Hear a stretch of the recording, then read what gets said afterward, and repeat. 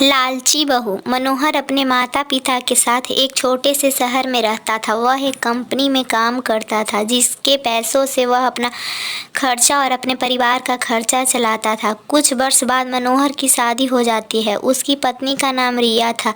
रिया एक बहुत ही लालची किस्म की औरत थी। रिया को जब भी पैसे मिलते थे वो तरह तरह के कपड़े और गहने खरीद लेती थी।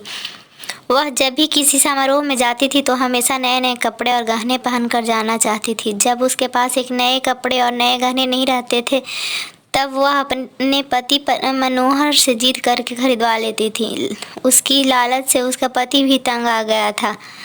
मनोहर रिया को हमेशा समझाया करता था कि हमारी कमाई उतनी नहीं है कि मैं तुमको हर समारोह में जाने के लिए अलग अलग तरह के कपड़े और गहने खरीद कर लाया करूं। मगर रिया उनकी बातों को मानने के लिए तैयार ही नहीं होती थी।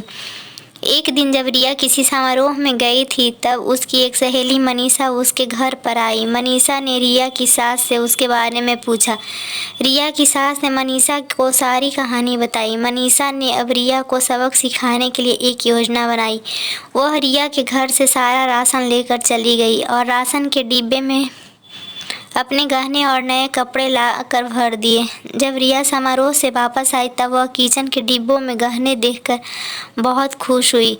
शाम हुआ। जब रिया खाना बनाने गई तब उसे राशन नहीं मिला। तब वे अपनी सास से पूछा, सारा राशन कहाँ है? उसकी सास ने जवाब दिया, मैंने सारा राशन और घर का सारा सामान बेचकर तुम्हारे लिए गहने और कपड़े खरीद लिया है।